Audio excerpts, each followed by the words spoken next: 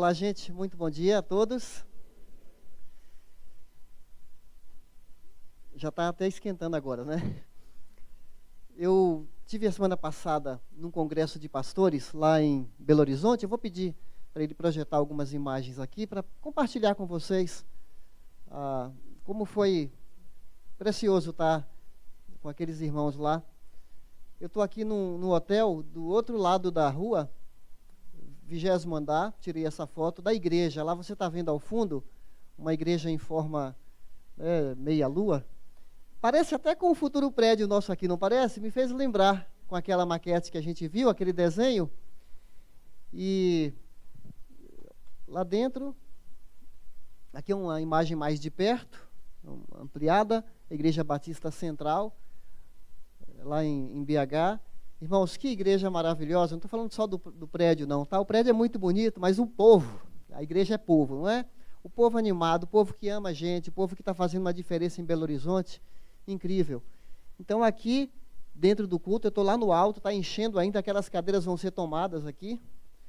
Cabe mais de 3.000 pessoas no prédio, mas a igreja tem mais de 6.000 pessoas. Aí você pergunta, se tem mais de 6.000, como é que cabe? É igual o nosso caso aqui, não cabe todo mundo junto. Então, aí tem cultos em horários diferenciados. E essa igreja teve alguns momentos lá. São vários cultos que eu participei de quinta, sexta, sábado e domingo. E esse é um momento que 3 famílias da igreja já estavam sendo preparadas para serem levadas para o Piauí. Um pastor e mais 2 líderes da igreja. Eles iriam ser levados para o Piauí, no centro do estado, é o estado mais pobre do Brasil, o estado com menos cristãos no Brasil, Piauí, Rio Grande do Sul. Piauí é muito pobre, então eles pegaram no centro do estado e vão começar lá uma igreja nova, em pequenos grupos, para abençoar todo o estado. E interessante que esse pastor que estava falando, Paulo Mazzoni, ele falou assim, eles vão abrir novas casas lá, novos grupos, uma nova igreja, e vamos sentir a falta deles aqui, mas nós vamos avançar aqui também, nas casas aqui. O que vai estar acontecendo lá, simultaneamente está acontecendo aqui, como está acontecendo em outros lugares do mundo, onde eles investem financeiramente na obra missionária. É tão assim contagiante você ver povo que ama a obra de Deus, que faz de tudo para que as pessoas conheçam Jesus. Quem é do Piauí aqui? Tem alguém do Piauí ou aqui em nossa igreja? Nenhumzinho. Mas de qualquer forma, aqui, Piauí, olha que bênção, não é? Gente que ama aquele estado, como outros também, e essa igreja investe muito nas igrejas pobres do Nordeste. Irmãos, eles não cobram o treinamento dos pastores, para vocês terem uma ideia. Eles não cobram, convidam pastores do Brasil inteiro para receberem treinamento lá. E olha, eu agradeço à igreja de investir em nós pastores. Nós podemos, ao longo do ano, ir em pelo menos 2 congressos, e até na associação da nossa denominação também. Mas eu quero dizer para você assim, isso faz tão bem para nós. Você imagina um médico que estudou na década de 80, aprendeu a fazer cirurgia na década de 80, a gente está agora 2017 e o médico nunca mais faz atualizações, novos cursos e tudo mais. Você gostaria de ser operado por um médico assim? Um dentista que faz canal à moda antiga? Tem muita coisa lá, então isso ajuda muito para nós, que a gente vê tanta situação bonita acontecendo. Aqui, olha, você sabe quantos pequenos grupos essa igreja tem? Chuta um número aí. 1.800 pequenos grupos. E desse dia aqui, foram chamados à frente 140 novos líderes de pequenos grupos, para começarem agora com novas casas. E aqui tem os pastores, os líderes, supervisores, todo mundo junto lá. Um momento muito maravilhoso. Aqui eu peguei um pouco lá na frente. Esse é um pastor de El Salvador, pastor Mário Vega. A igreja dele tem 150.000 pessoas, não cabe num estádio. Igreja que está abençoando El Salvador, é a capital, não é? esqueci o nome do país, São Salvador? El Salvador é o país, San Salvador, a capital.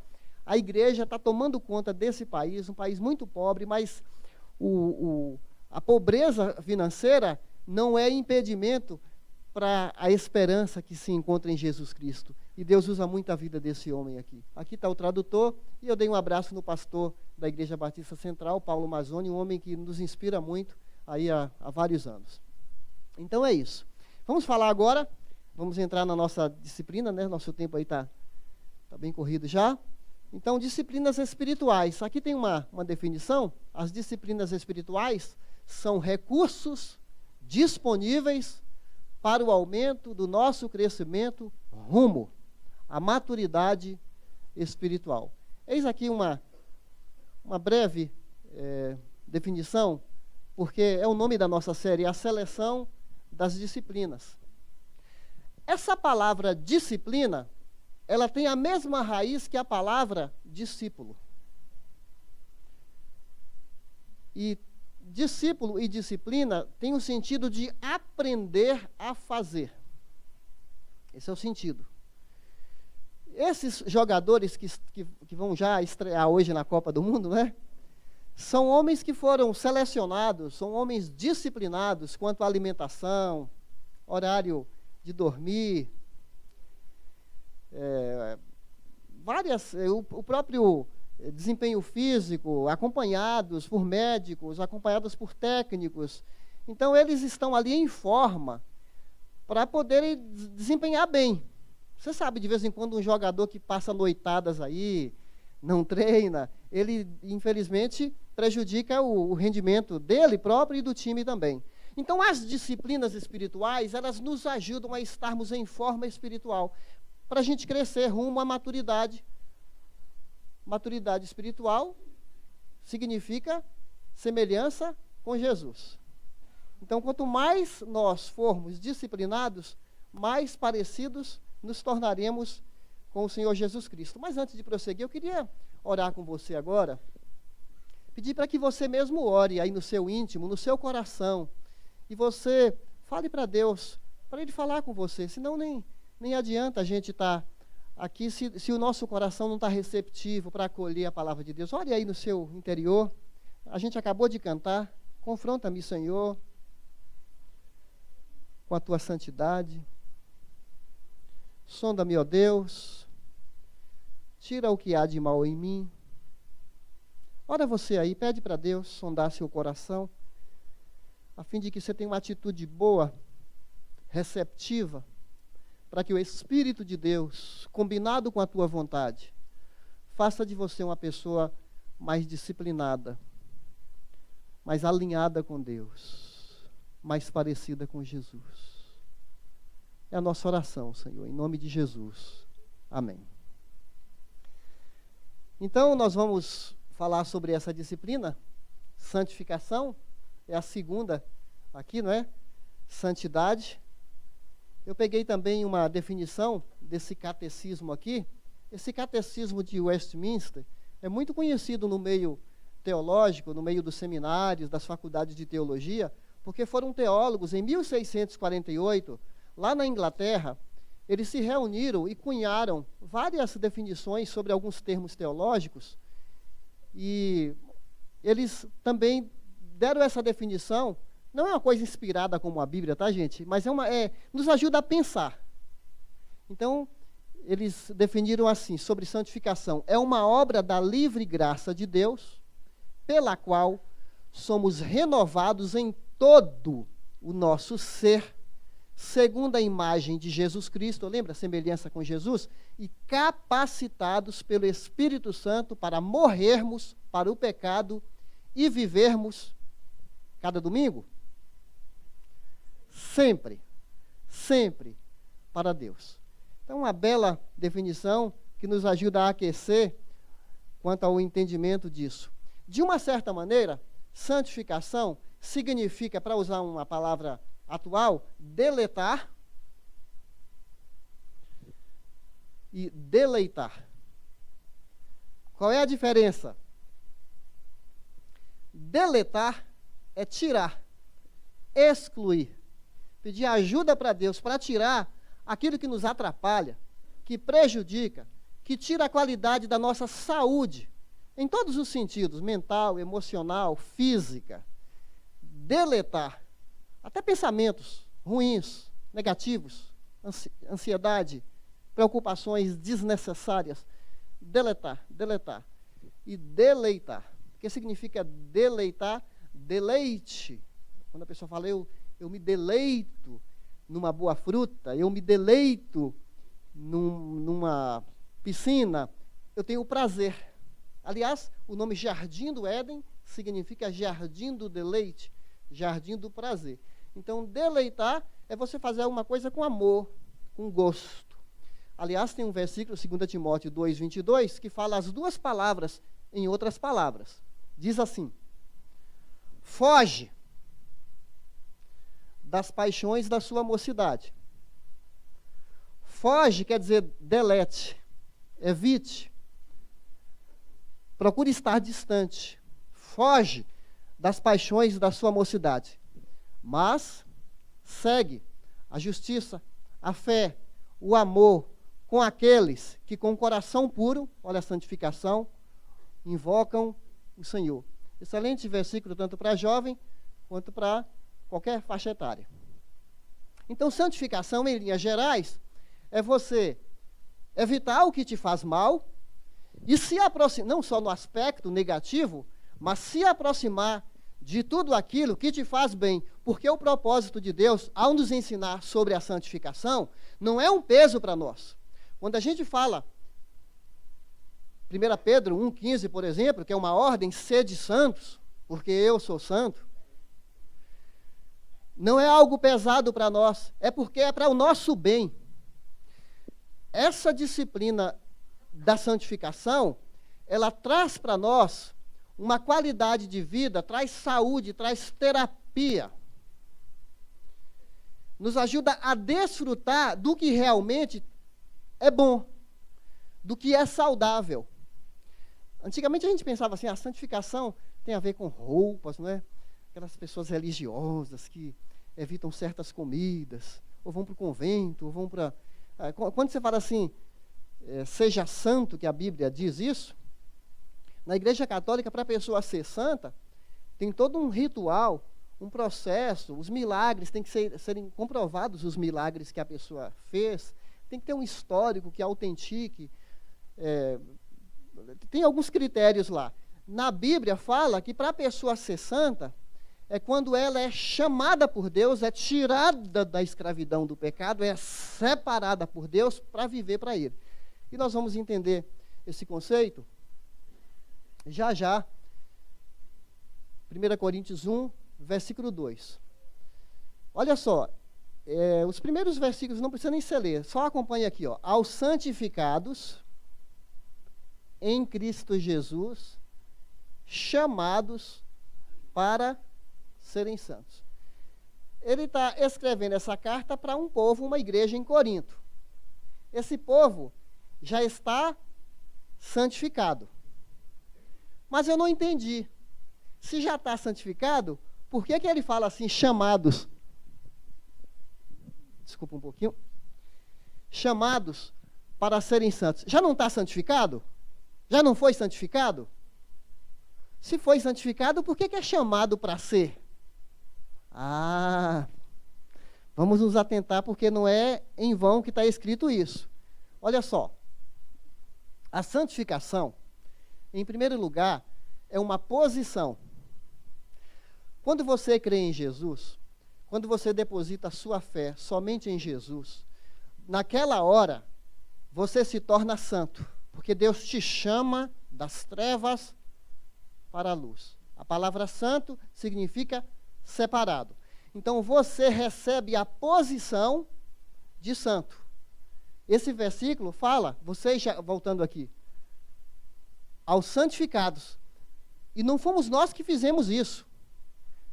O sentido do verbo aqui está na voz passiva, alguém fez isso por nós. Foi Deus que nos santificou.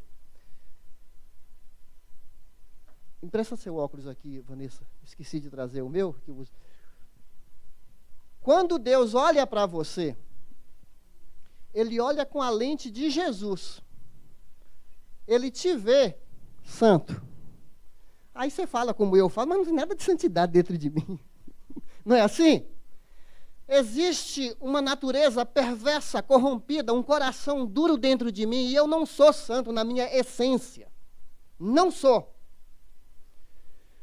Mas, como Jesus é perfeitamente santo, puro, e quando ele morreu na cruz, a santidade dele foi transferida para nós, Deus nos vê, faz de conta que aqui o óculos é Cristo, é só uma comparação, ele nos vê em Cristo. Ele nos vê posicionalmente em Cristo. A posição que nós temos. Não que nós sejamos, mas é um privilégio. É um privilégio. Ele nos vê assim. Então, obrigado. Então, essa é a santificação posicional. E esses textos aqui vão falar sobre essa posição que nós temos em Cristo. Vamos só ler aqui Hebreus 10, versículo 10.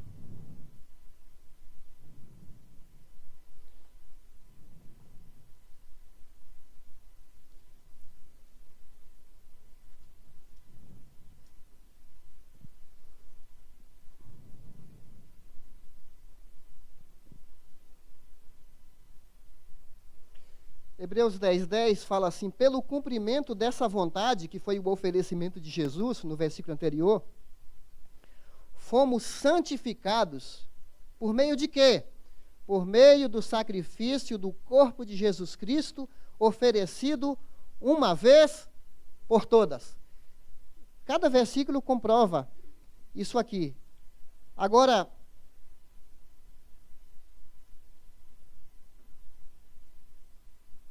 a santificação processual ou progressiva. O que quer dizer santificação que é um processo, que é um progresso? Essa santificação, eu vou voltar aqui no 1 Coríntios 1, 2, que é essa parte aqui. Esse primeiro, em letra vermelha, aos santificados, é a posição de santos que nós temos. Agora, quando fala para serem santos, que nós fomos chamados, apesar de estarmos nessa posição, o desafio é, já que você tem essa posição, viva à altura. Viva dentro dessa... Nós fomos vocacionados para ser... Gente, isso é muito sério. Efésios 4, versículo 1, ele fala, viva de acordo com a sua vocação. A gente foi vocacionado para ser separado de Deus. Porque tem um princípio de separação. Tanto Israel, Êxodo 19, fala, vocês serão o meu povo particular, povo chamado para ser santo. Essa mesma palavra para Israel, o povo santo, é a mesma palavra para a igreja. 1 Pedro, capítulo 2, fala que vocês são raça sacerdotal, povo de Deus, chamado para ser santo. Tem muita coisa que é para Israel e tem muitas ordens para a igreja, mas o eixo que é a santidade, tanto é para Israel, como é também para a igreja. A gente precisa ter isso de maneira clara aqui na nossa mente. Então, falando dessa santificação, que ela é progressiva, eu quero convidar você para a gente ler 2 Coríntios 7, versículo 1. 2 Coríntios 7, versículo 1.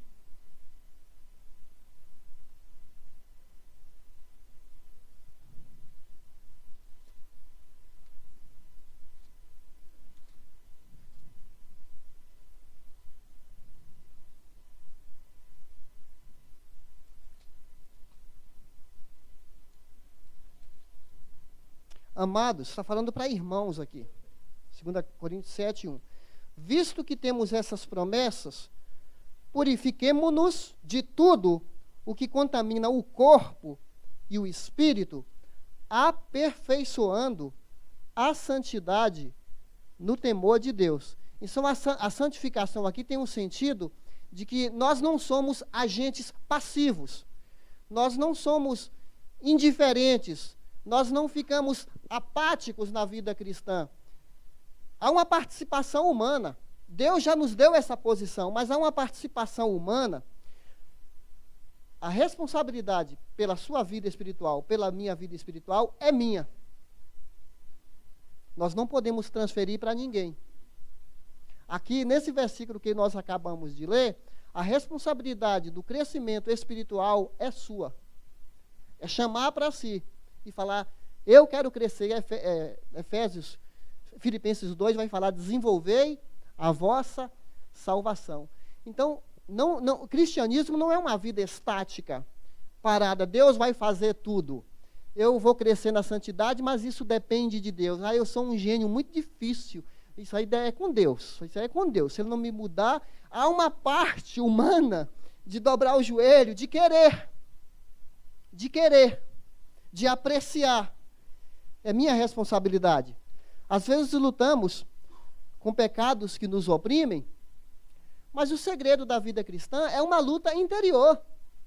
Enquanto vivermos aqui, nós vamos lutar dentro de nós. A carne luta contra o espírito luta contra a carne. É uma luta interna. Nós temos essa luta. Nós vamos experimentar isso enquanto a gente viver aqui, porque nós estamos nessa transição. E aí Deus vai nos dar os recursos necessários para o nosso aperfeiçoamento. Aqui, por exemplo, em João 17, vai falar, santifica-os na tua palavra. A tua palavra é a verdade. Deus nos deu meios, recursos para esse aperfeiçoamento, a oração, o estudo da Bíblia, a frequência ao ajuntamento, à igreja, usar os recursos, um pequeno grupo, irmãos cobrando de nós posturas, comportamentos, encorajamentos. Tudo isso contribui para o nosso aperfeiçoamento.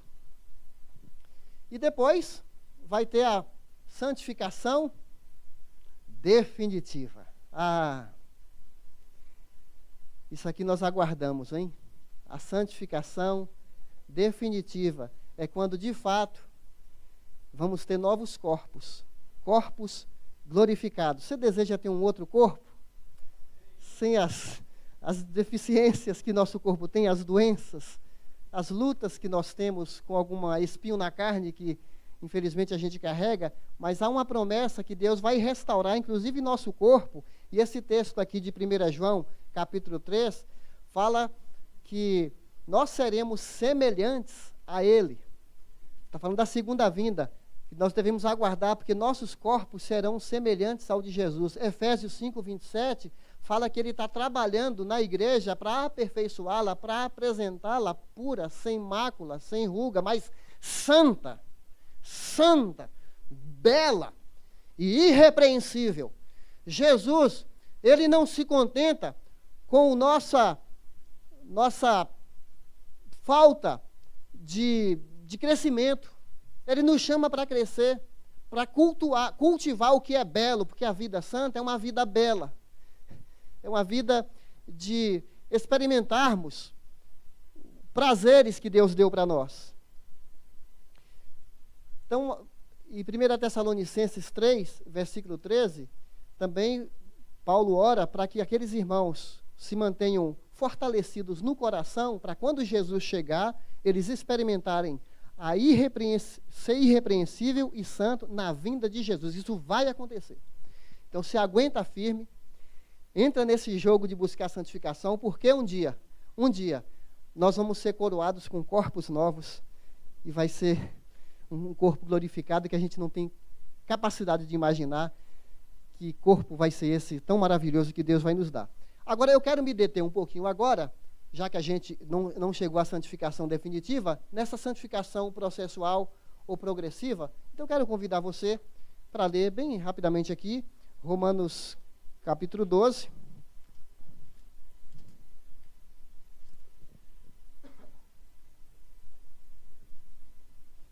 Romanos capítulo 12. Esse é um texto muito conhecido, muito clássico, que é uma convocação para uma vida santa. Poderia falar de 1 Pedro também, mas 1 Tessalonicenses 4. Vamos pegar aqui Romanos 12, compartilhe a Bíblia com alguém.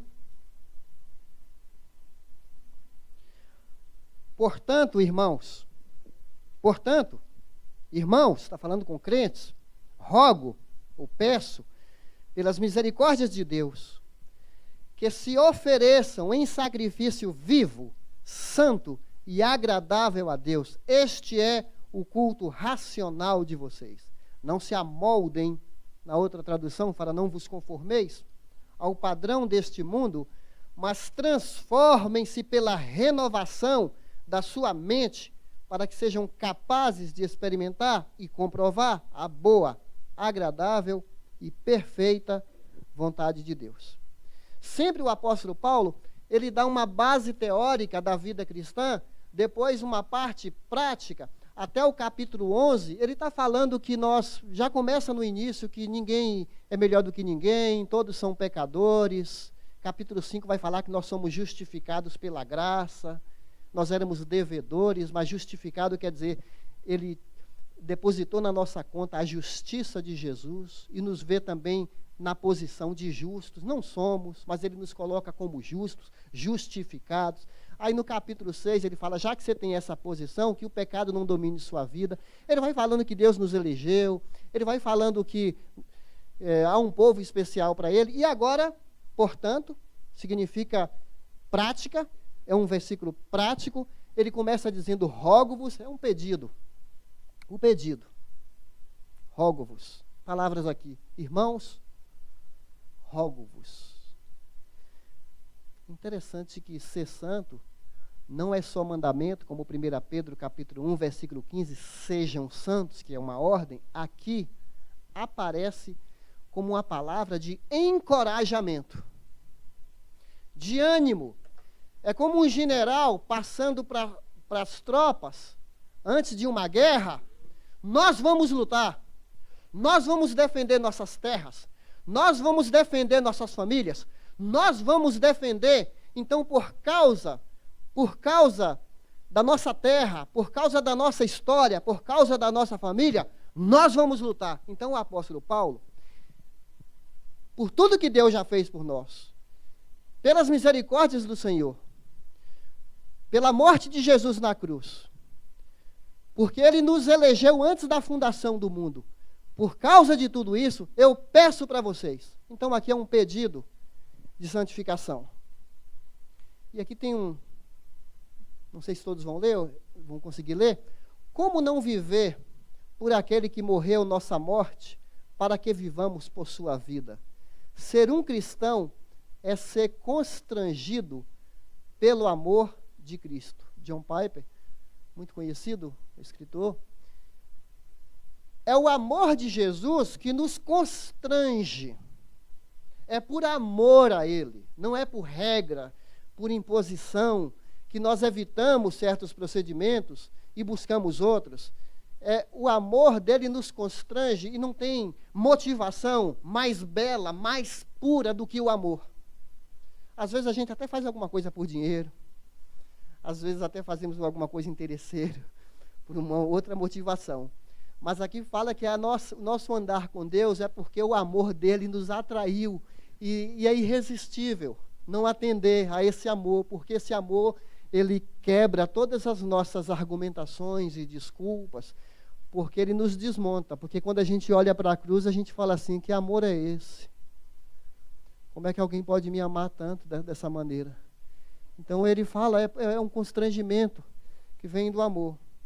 Ele poderia nos fulminar, aniquilar, somos pó, mas ele então, ele nos chama para a gente andar numa nova vida. Então ele fala do processo agora, o processo, e tem essas palavras que aparecem aí, ofereçam em sacrifício vivo, ofereçam os vossos corpos. O nosso corpo é a geografia da santidade, o nosso corpo, é o espaço. Não se amoldem e transformem-se.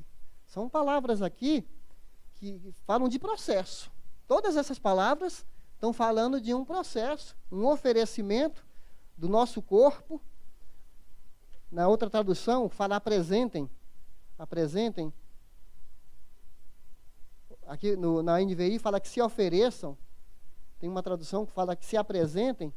Quando o sacerdote pegava uma ovelha para oferecer para Deus, ele pegava a melhor das ovelhas, ele selecionava, não ia dar para Deus qualquer coisa.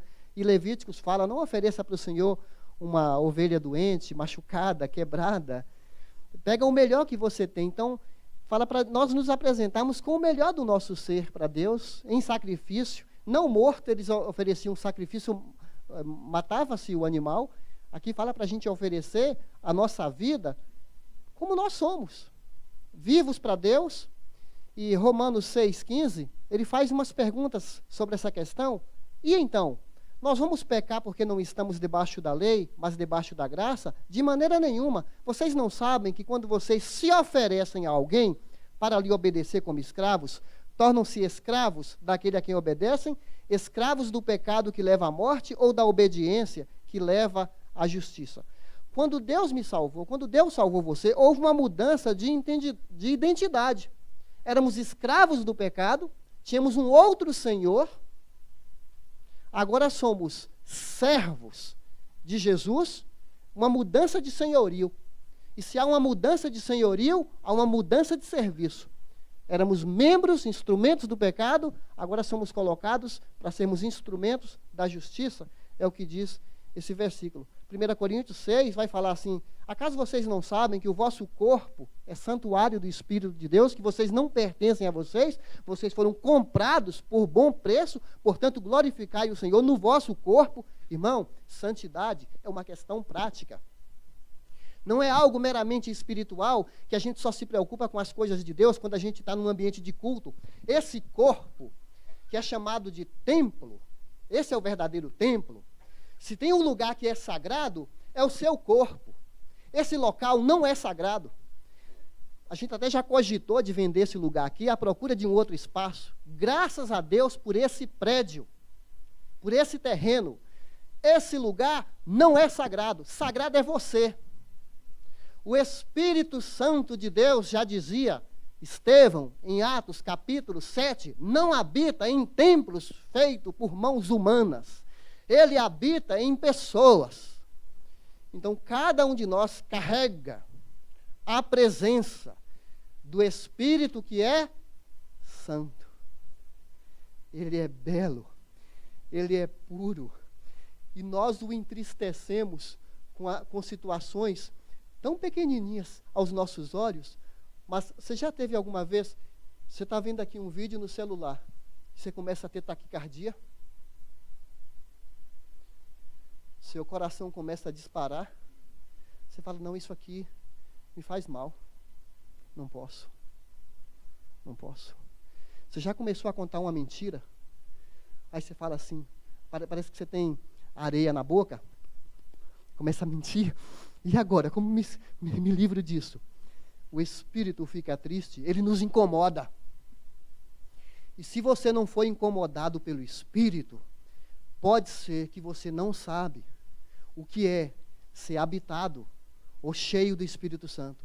Porque quando você é cheio, você busca o Espírito de Deus, você se incomoda com pequenas atitudes que talvez alguém poderia falar para você.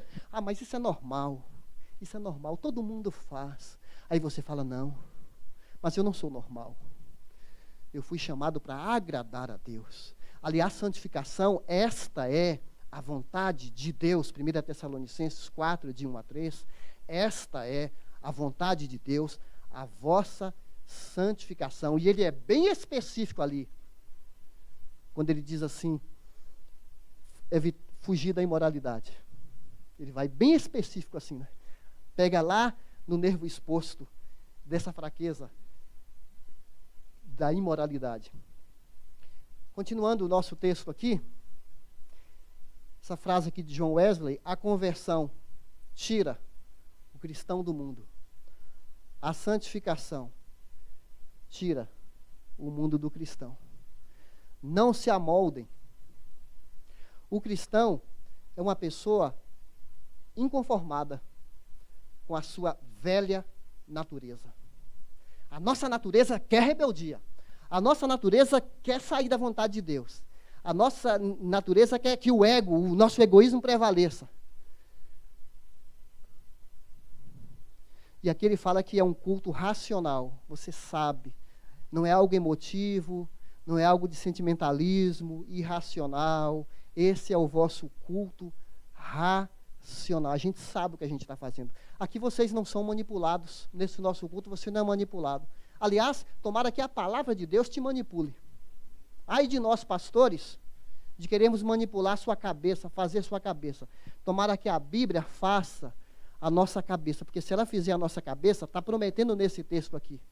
Está prometendo nesse nosso texto isso aqui, o propósito. Experimentar e comprovar a boa, agradável e perfeita vontade de Deus. Esse é o propósito que a santificação traz para nós, é um bem-estar que a gente é incapaz de imaginar. Às vezes o pecado te dá um certo gosto temporário, um prazer ilusório, te engana, porque é a isca, te pega, você fica preso aqui. Mas quando você é liberto e você descobre que a vontade de Deus é superior, é melhor do que os nossos descaminhos, a gente encontra uma leveza, uma satisfação que não tem nada, que é algo tão incomparável. E essa palavra transformação significa metamorfose. Foi tirado dessa palavra para a gente ser transformado, para experimentar a vontade de Deus, é renovado pela mente, e aí acontece uma transformação na nossa cabeça, que significa da lagarta virar borboleta. Até a classe das borboletas vão gostar dessa palavra, né? A lagarta vira, um girino vira sapo, uma flor se transforma num fruto, a vida de galinha, ciscando, comendo lixo, minhoca, bicho, inseto, se transforma numa águia, porque vai voar, vai perceber um horizonte bem melhor do que aquela vidinha miúda, pequena, cultivando pecados e sendo alimentado por uma vidinha tão pequenininha, sendo que não está sendo explorando as grandezas de Deus. Então, meus irmãos, eu queria terminar propondo para nós aqui que nós não precisamos, para experimentar a vontade de Deus, consultar gurus futuristas, horóscopos, você ir nas igrejas achando que uma pessoa tem uma revelação especial para você. Essa vontade de Deus vem pela renovação da nossa mente com a palavra. Aí você vai ver qual é a vontade de Deus para você nesse sentido, porque ela é melhor do que a vontade da nossa cultura. A nossa cultura ensina você a tratar as pessoas, às vezes com indiferença, com ódio, levar vantagem sobre as pessoas, e aí a gente percebe que não é nada disso. A vontade de Deus é melhor. Ela é boa, ela é agradável e é perfeita. Sabe? O apóstolo Paulo faz esse pedido, de uma certa maneira, a santificação é o refinamento do nosso pensamento, do nosso coração, é uma limpeza, é despoluir. Os homens não conseguem despoluir o rio Tietê, mas Deus, através do Espírito, Ele vai limpando a gente, limpando, purificando cada vez mais. É um pedido, é um processo e é um propósito. Como é possível? Através do Espírito Santo, não é algo que nós fazemos, ele veio para nos ajudar, é a aplicação da Bíblia, é uma adoração consciente, eu sei o que eu estou fazendo, eu quero, é intencional, eu quero, e é uma atividade contínua, é todo dia, em qualquer lugar. A gente não separa uma fruta boa quando vai à feira, você não separa, quando você vai comer, você pega um prato sujo, você não pega um prato limpo. Quando você vai vestir uma roupa, você não pega uma roupa limpa, você não está fazendo santificação? Da mesma maneira, lá no nosso íntimo, Deus fala para a gente fazer boas escolhas. Boas escolhas, isso é santificação. Então vamos continuar desenvolvendo essa disciplina. Vamos